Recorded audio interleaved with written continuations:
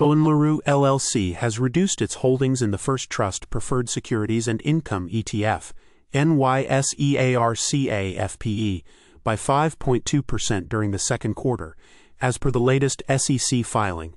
The institutional investor now owns 10,344 shares worth approximately $184,000, marking a decrease of 565 shares.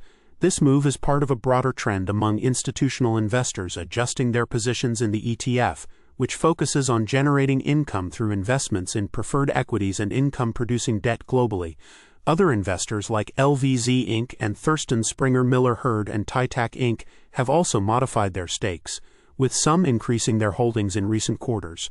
The First Trust Preferred Securities and Income ETF has seen its share price fluctuate between $16.77 and $18.42 over the past year, with a recent trading price of $18.26. The ETF's performance is reflective of its strategy to capitalize on broad credit fixed income markets, appealing to investors seeking income generation in a low-interest rate environment. The fund's recent performance and investor activity highlight ongoing interest in income-focused investment strategies.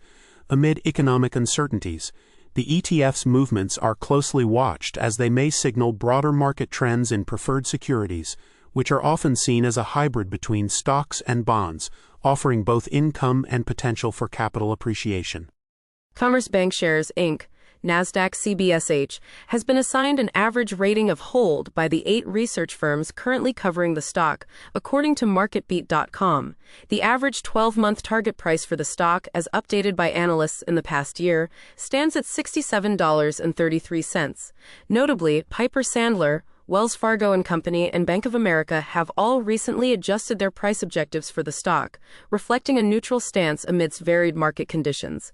Despite these hold ratings, Commerce Bancshares reported strong quarterly earnings on July 16, with earnings per share (EPS) of $1.14, surpassing the consensus estimate of $1.02. The company's revenue for the quarter reached $445.76 million, marking a 7.6% increase compared to the same period last year. Commerce Bancshares continues to maintain a solid financial footing with a market capitalization of $7.94 billion and a price-to-earnings ratio of 14.16. The company has also declared a quarterly dividend of $0.275 per share, resulting in an annualized yield of 1.8%. Institutional investors and hedge funds own a significant portion of the company's stock, with recent movements indicating increased interest from asset management firms. The financial services provider operates through its consumer, commercial, and wealth segments, offering a diverse range of banking and asset management services across the United States. As the company navigates through a challenging economic environment, its stable performance and strategic positioning in the market continue to attract attention from investors and analysts alike. Owen LaRue LLC has reduced its holdings in the First Trust Merger Arbitrage ETF, NYSEARCA, MARB, by 2.7% during the second quarter, as detailed in its latest SEC Form 13F filing. The fund now owns 232,426 shares, representing approximately 14.09% of the ETF, valued at $4,752,000. This adjustment makes MARB the 10th largest holding in Owen LaRue LLC's investment portfolio, which indicates a strategic rebalancing despite the ETF's significant position within the fund. The First Trust Merger Arbitrage ETF employs a merger arbitrage strategy, typically going long on companies targeted for acquisition and shorting the acquiring firms, providing a hedge against market volatility. The First Trust Merger Arbitrage ETF, with a market cap of $33.46 million, opened at $20.28 on Friday, maintaining a relatively stable performance with a 50-day moving average of $20.71 and a 200-day moving average of $20.32. The ETF strategy is particularly appealing in uncertain market conditions, as it aims to exploit pricing inefficiencies during mergers and acquisitions. While Owen LaRue LLC has trimmed its position, other institutional investors like Citadel Advisors LLC and Creative One Wealth LLC have shown interest, increasing their stakes in recent quarters. This shift in holdings among hedge funds and investment advisors reflects nuanced strategies in response to market conditions and the ETF's performance metrics, such as its PE ratio of 20.69 and a beta of 0.07, indicating low volatility relative to broader markets. Northstar Investment Management Corp. has reduced its stake in ProPetro Holding Corp. NYSE Pump by 18.3% during the second quarter, as reported in its latest SEC 13F filing. The institutional investor now holds 214,425 shares valued at $1.28 million. This move comes amid a broader trend where several hedge funds, including Nuveen LLC and VR Advisory Services Limited, have recently adjusted their holdings in ProPetro, reflecting shifting sentiment among institutional investors. Notably, institutional ownership of the company stands at a significant 84.70%. ProPetro Holding Corp., an oilfield services company specializing in hydraulic fracturing and other completion services in the Permian Basin, has seen its stock face pressure recently. Its shares are trading at $5.26, with a market capitalization of $546.88 million. Analysts have mixed reviews on the stock, with Citigroup and Piper Sandler lowering their target prices, while Stifel Nicolaus maintains a buy rating. The company reported a Q2 loss of 7 cents per share, missing analyst expectations, and saw a 9.2% decline in revenue year over year. The negative net margin and modest return on equity indicate ongoing challenges, though analysts expect some recovery with a projected EPS of 0.25 for the fiscal year. The market's cautious outlook is reflected in the stock's performance, which remains volatile amid broader economic uncertainties impacting the oilfield services sector. Credo Technology Group Holding Limited, NASDAQ CRDO, has garnered significant attention from investment analysts, who have set a consensus target price of $126.27 for the company's stock, with a strong buy recommendation from the majority of the 15 brokerages covering it. This positive sentiment is further reinforced by several analysts, including Mizuho and Susquehanna, who have raised their price targets to as high as $155 and $165, respectively, suggesting an outperform and positive outlook for the stock. Despite a recent dip of 3.0% in stock value, Credo's market cap stands robust at $25.07 billion, supported by its impressive revenue growth of 273.6% year-over-year in the last quarter, although its earnings per share slightly missed expectations. The company's high-speed connectivity solutions, which serve markets in the U.S., Taiwan, mainland China, and Hong Kong, have positioned it strategically in the technology sector, driving substantial interest from institutional investors who now own 80.46% of the company. Insider trading activities, including significant share sales by CEO William Joseph Brennan and CTO Kai-Feng Cheng, have been noted, yet they seem to have not deterred the bullish analyst outlook. With a price-to-earnings ratio of 216.33 and a beta of 2.59, Credo Technology Group appears to be a high-growth, albeit volatile, investment opportunity, reflecting the broader market's optimism about its future performance and expansion potential in the high-speed connectivity domain. Xcel Energy Inc., NASDAQ, Xcel, a prominent entity in the energy sector, has experienced notable activity among institutional investors in the second quarter.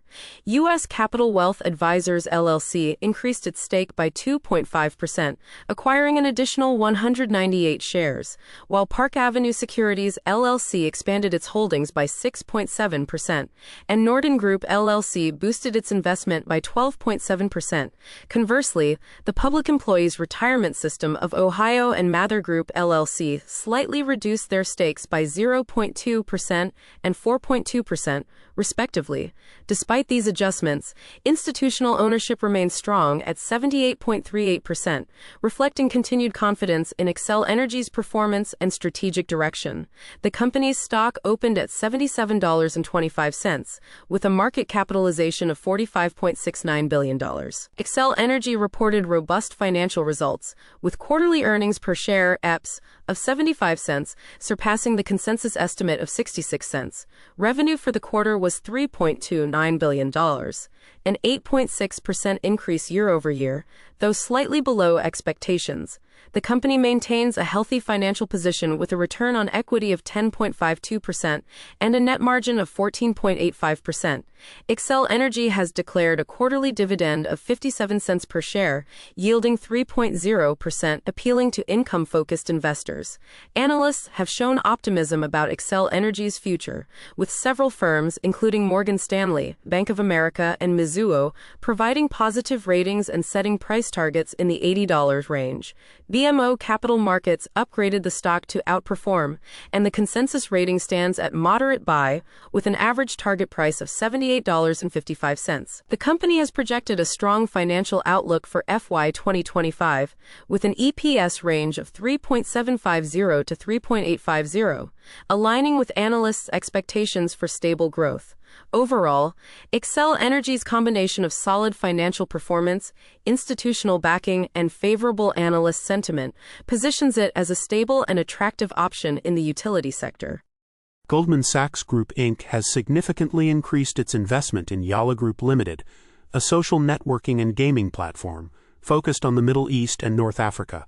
As per the latest SEC filing, Goldman Sachs boosted its holdings in Yalla Group's sponsored ADR by 64.6% in the first quarter, owning 104,475 shares valued at approximately $545,000.